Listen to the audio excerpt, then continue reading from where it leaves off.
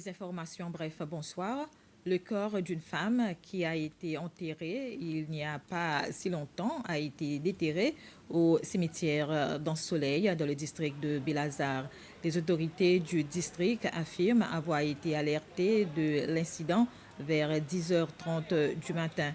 La police avait bouclé l'endroit où le corps a été déterré afin de procéder aux inspections et analyses nécessaires. L'une des décisions prises aujourd'hui par la Cour d'appel a été que le juge en chef de la Cour suprême et les autres juges ne doivent pas entendre le cas dans lequel le 10e amendement à la Constitution est contraire à la Constitution.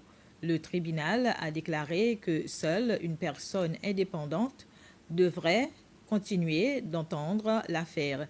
C'est le président de la Cour d'appel, Anthony Fernando, qui a fait cette déclaration avant de rendre son jugement sur l'affaire.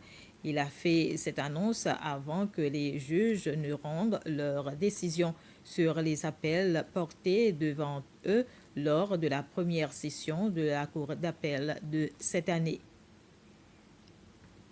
Les Seychelles occupent cette année la 37e position sur le classement mondial de la liberté de la presse. Cela est publié dans un rapport de Reporters sans frontières.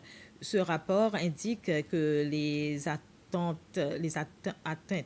à la liberté de la presse soient rares aux Seychelles, mais si elles se produisent, c'est par le biais des médias sociaux et des activistes politiques qui en sont généralement responsables.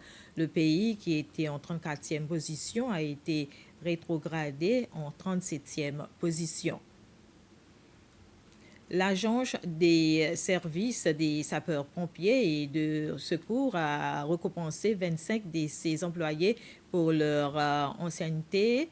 Les officiers récompensés ont travaillé chez l'agence pendant 10 à 35 ans.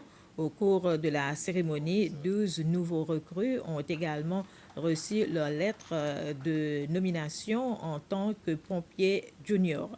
Le ministre des Affaires intérieures, Harold Fonseca, était présent à la cérémonie et a rappelé aux officiers que leur rôle ne se limite pas à celui d'un pompier.